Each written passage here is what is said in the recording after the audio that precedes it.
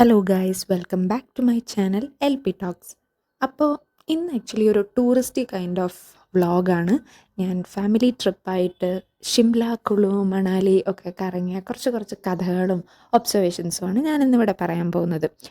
So എനിക്ക് actually ഇഷ്ടമുള്ളത്, അല്ലെങ്കിൽ ഞാൻ കുറച്ച് പ്രയോറിറ്റി കൂടുതൽ കൊടുക്കുന്നത് ട്രാവലർ കൈൻഡ് ഓഫ് എക്സ്പീരിയൻസസിനെയാണ് rather than touristy kind of experiences. പക്ഷെ രണ്ടും വളരെ എസെൻഷ്യലാണ്. ഇതിൻ്റെ ഡിഫറൻസ് എന്താണെന്നല്ലേ? ട്രാവലർ എന്ന് പറയുമ്പോഴത്തേക്ക് നമ്മൾ കൂടുതൽ ഒരു പേഴ്സണൽ ഗ്രോത്ത് ആസ്പെക്റ്റിലാണ് നമ്മളതിനെ കാണുന്നത്. നമ്മൾ കുറച്ച് കാര്യങ്ങൾ പഠിക്കുക, ആ കൾച്ചറിനെ കുറിച്ച് മനസ്സിലാക്കുക, അതൊക്കെ ആയിരിക്കും നമ്മുടെ ഒരു പ്രൈമറി മോട്ടീവ് സഞ്ചരിക്കുന്നതിനായിട്ടുള്ളത്. അതുകൊണ്ടാണ് നമുക്കൊരു പേഴ്സണാലിറ്റിയിലുള്ള ഒരു ഡെവലപ്മെൻറ്റും എന്തെങ്കിലുമൊക്കെ പുതിയ കാര്യങ്ങൾ നമ്മൾ ആ സ്ഥലത്തിനെ കുറിച്ച് പഠിക്കുകയും ഒക്കെ ചെയ്യുന്നത്. സെക്കൻഡ് കൈൻഡ് ഓഫ് തിങ് ഒരു ടൂറിസ്റ്റി കൈൻഡ് ഓഫ് ട്രാവലാണ്. അതാണ് ആക്ച്വലി നമ്മളൊരു ഫാമിലി ട്രിപ്പും അങ്ങനെയൊക്കെ പോകുമ്പോഴത്തേക്കും അതിൻ്റെ ഉദ്ദേശം ആക്ച്വലി ഒന്ന് ലെഷർ പർപ്പസ്, റിലാക്സ് ചെയ്യുക, കുറച്ചൊരു ഫാമിലി ബോണ്ടിങ് നന്നായിട്ട് കൂട്ടുക, നമ്മൾ കൂടുതലൊന്നും ചിന്തിക്കാണ്ട് റിലാക്സ് ആയിട്ട് നടക്കുക. പക്ഷെ അതിൽ നിന്നൊന്നും പഠിക്കാനില്ല എന്നല്ല, നമ്മൾ സ്റ്റിൽ സ്ഥലങ്ങൾ കാണുകയാണല്ലോ, നമ്മളതിൽ നിന്ന് എന്തെങ്കിലുമൊക്കെ പഠിക്കുക തന്നെയാണ് ചെയ്യുന്നത്. ആൻഡ് ഇത് രണ്ടും ഭയങ്കര എസെൻഷ്യലാണ്. നമുക്ക് കുറച്ച് റിലാക്സ്ഡ് ആയിട്ട് ഫാമിലി ടൈമിൻ്റെ ഒപ്പം അങ്ങനെയൊക്കെ ട്രാവൽ ചെയ്യേണ്ടത് വളരെ നല്ല കാര്യമാണ്. ആ ഒരു ബോണ്ടിങ് നിലനിർത്താനും ഒക്കെ ആയിട്ട് അറ്റ് ദി സെയിം ടൈം നമ്മുടെ ഒരു പേഴ്സണൽ ഗ്രോത്തിന് വേണ്ടിയിട്ട് നമ്മൾ ഇൻഡിവിജ്വലായിട്ട് സോളോ ട്രാവൽ ആയിക്കോട്ടെ, അല്ലെങ്കിൽ വേറെ രീതിയിൽ ഫ്രണ്ട്സിൻ്റെ ഒപ്പമാണെങ്കിലും, അല്ലെങ്കിൽ വേറെ അങ്ങനെ നമ്മൾ എന്ത് രീതിയിലുള്ള ട്രാവലിംഗ് ആണെങ്കിലും ഒരു കൾച്ചറൽ ആസ്പെക്റ്റ് പഠിക്കാനും നമ്മൾ സ്വന്തമായിട്ട് തീരുമാനങ്ങളെടുത്ത് ഓരോ കാര്യങ്ങൾ പ്ലാൻ ചെയ്ത് പോകുന്നതിന് അതിൻ്റേതായിട്ടുള്ള വേറെ ബെനിഫിറ്റ്സും ഉണ്ട്. സോ രണ്ടും ഇങ്ങനെ ഈക്വൽ പോലെ നിൽക്കുന്നതാണ്. പക്ഷേ എനിക്ക് കൂടുതൽ പ്രയോറിറ്റി മറ്റേതാണെന്ന് മാത്രം. ബട്ട് ഞാൻ അങ്ങനത്തെ ട്രാവൽ ഇപ്പോൾ കുറച്ചധികം ചെയ്തുകൊണ്ട് എന്നാൽ ഒന്ന് മാറ്റി പിടിക്കാം, ഒരു സൈഡ് റൂട്ട് പിടിക്കാം എന്ന് കരുതിയിട്ടാണ് ഇപ്പോൾ ഒരു ഫാമിലി ട്രാവലിനായിട്ട് പോകുന്നത്. അപ്പോൾ ഈ വ്ളോഗ് ബേസിക്കലി ഒരു അങ്ങനത്തെ ഒരു ടൂറിസ്റ്റി കൈൻഡ് ഓഫ് സാധനങ്ങൾ ചെയ്തിട്ടുള്ളതായിരിക്കും. അതുകൊണ്ട് തന്നെ ഞാൻ ഇതിൻ്റെ ഐറ്റിനറി ഒന്നും തന്നെ പ്രൊവൈഡ് ചെയ്യുന്നില്ല. കാര്യം ഇതൊരു വളരെ ബേസിക് ആയിട്ടെല്ലാ ടൂറിസ്റ്റി കാര്യങ്ങൾ ചെയ്തുകൊണ്ടുള്ള ഒരു ഐറ്റിനറിയാണ്. So let's get it to the video.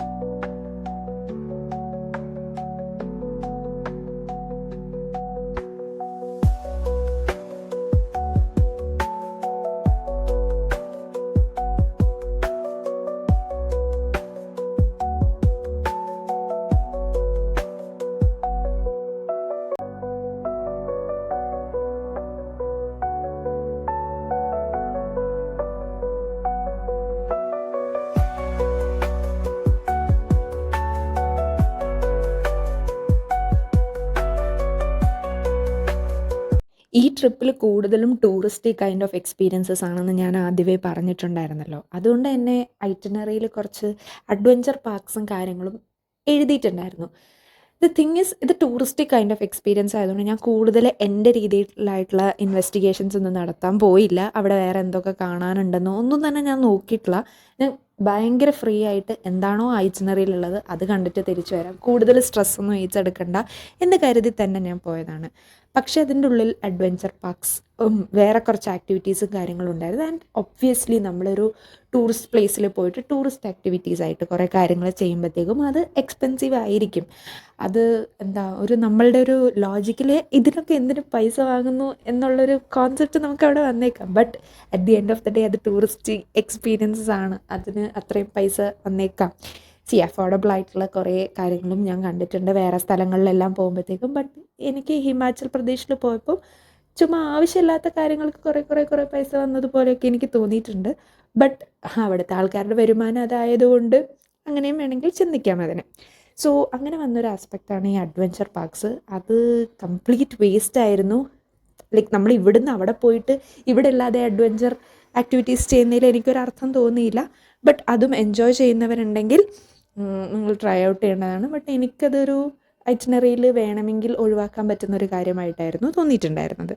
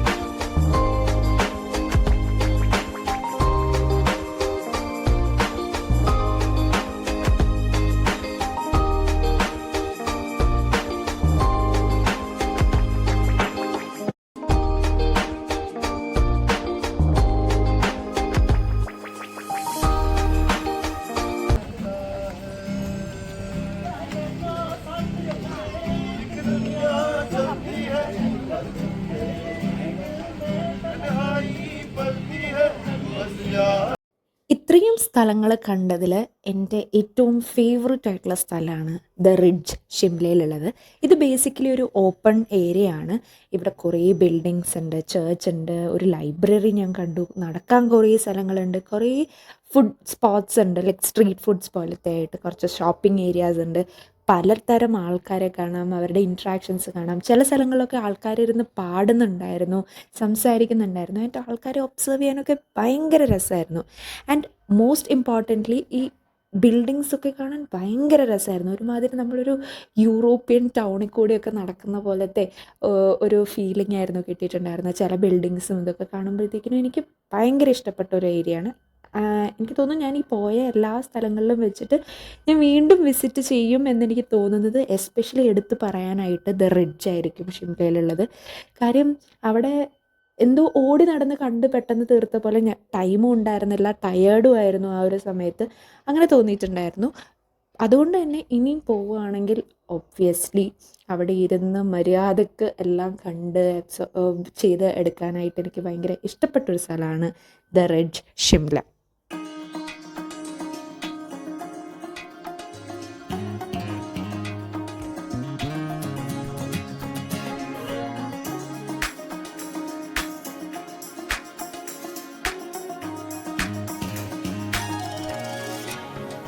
പണ്ട് തൊട്ടും ഇപ്പോഴും ലോങ് ഡ്രൈവ്സ് എന്നെ അത്രയ്ക്ക് അങ്ങോട്ട് ആകർഷിക്കുന്നൊരു ഫാക്ടറല്ല. പ്രത്യേകിച്ച് ഈ ചുരമൊക്കെയുള്ള കേവി റോഡ്സ് ആണെങ്കിൽ ഭയങ്കര ഒരു വല്ലായ്മയായിരിക്കും തോന്നുന്നുണ്ടായിരുന്നത്. പണ്ട് എനിക്കാണെങ്കിൽ മോഷൻ സിക്നസ് ഉണ്ടായിരുന്നു, പിന്നെ കുറേ ട്രാവൽ ചെയ്ത് മാറിയതാണ്. ബട്ട് സ്റ്റിൽ ഇപ്പോഴും അങ്ങനത്തെ ഒരു ലോങ് ട്രാവൽ എന്ന് കേൾക്കുമ്പോൾ ഒരു ചടപ്പ് തന്നെയാണ്. അങ്ങനെ ഇരിക്കുമ്പോഴാണ് 8 hours ഒരു ലോങ് ഡ്രൈവ് കിട്ടിയത് from Shimla to Manali. Of.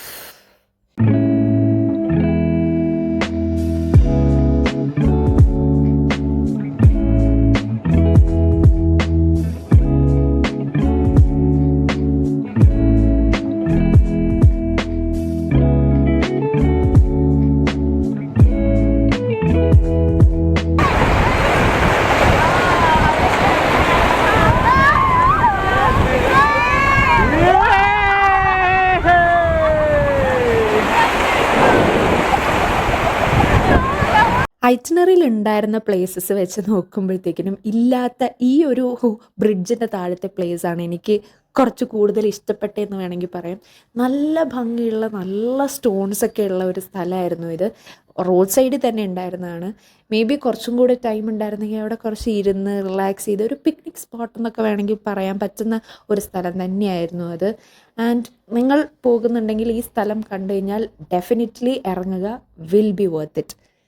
Hi guys, ഞങ്ങൾ ഒരു പറ്റം കല്ലുമായി കുള്ളു പുറപ്പെടുകയാണ്.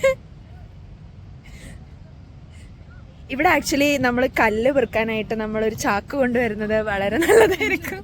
പല പല കല്ലുകളാൽ സമ്പന്നമാണ് ഈ ഭൂമി. ചെറുത് വലുത് ഏത് കളർ വേണം, ഫ്ലാറ്റ് റൗണ്ട് എല്ലാം ഇവിടെ നമുക്ക് കിട്ടും.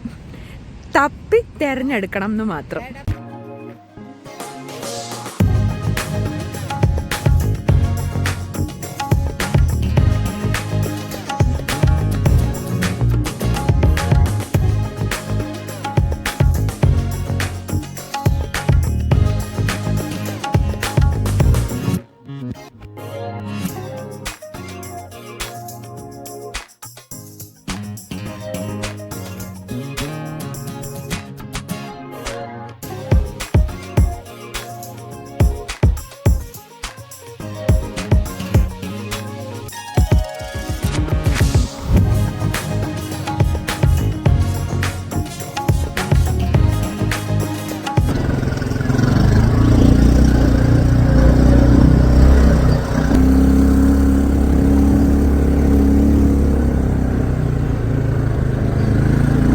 ക്ലാസ്മേറ്റ്സിൻ്റെ നോട്ട്ബുക്കിലും പിന്നെ പണ്ട് ഡ്രോയിങ് ക്ലാസ്സിൽ വരച്ചതുമാണ് ഈ മൗണ്ടൻസും അതിൻ്റെ മേലെയുള്ള സ്നോ അല്ലെങ്കിൽ ഒരു സ്നോ ക്യാപ്ഡ് മൗണ്ടൻസ് എന്നൊക്കെ പറയുന്നത്. അത് നേരിട്ട് കാണുന്നത് ഇപ്പോൾ ആദ്യമായിട്ടാണ്. സോ അതിൻ്റേതായിട്ടുള്ളൊരു ബ്യൂട്ടി എന്ന് പറയുന്നത് പറഞ്ഞറിയിക്കാൻ പറ്റുന്നതിനപ്പുറമാണ്. ലൈക്ക് ആ സെയിം മൗണ്ടൻ പല ആംഗിളിൽ നിന്ന് കാണുമ്പോൾ വരെ ഫോട്ടോ എടുത്ത് ഗാലറി നിറഞ്ഞ് കവിഞ്ഞൊഴുകിയ ഒരു അവസ്ഥയാണെന്ന് വേണമെങ്കിൽ പറയാം. അത്രയ്ക്ക് ഭംഗിയായിരുന്നു. ലൈക്ക് നമ്മൾ താമസിച്ച ആ റൂമിൽ നിന്നുള്ള ബാൽക്കണിയിൽ നിന്ന് വ്യൂ ആണെങ്കിലും വഴി കൂടെ സഞ്ചരിക്കുമ്പോഴാണെങ്കിലും ഭയങ്കര രസമായിരുന്നു. പ്രത്യേകിച്ച് ഇതൊരു ഫസ്റ്റ് ടൈം എക്സ്പീരിയൻസും കൂടി ആയിട്ട്.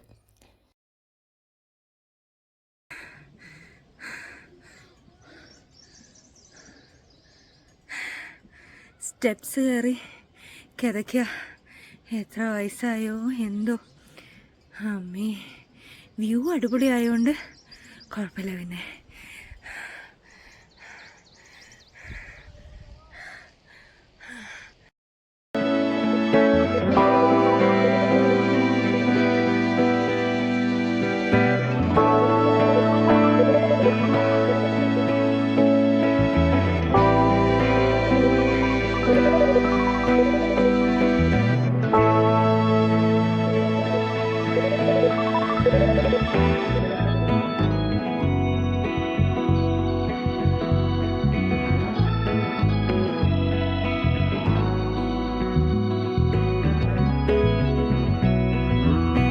ഞാനൊരു ട്രാവലർ കൈൻഡ് ഓഫ് മോഡിലായിരുന്നു വന്നിട്ടുണ്ടായിരുന്നെങ്കിൽ, അല്ലെങ്കിൽ ഒരു സോളോ ട്രാവലിംഗ് ആയിരുന്നുവെങ്കിൽ മേ ബി വരാത്തൊരു സ്ഥലമായിരിക്കാം ഈ റോഹ്താങ് എന്നുള്ളത്. കാര്യം ഇവിടെ നമ്മൾ ഫ്രണ്ട്സായിട്ടും ഫാമിലി ആയിട്ടും വന്നാൽ മാത്രമേ നമുക്ക് എൻജോയ് ചെയ്യാൻ പറ്റുള്ളൂ.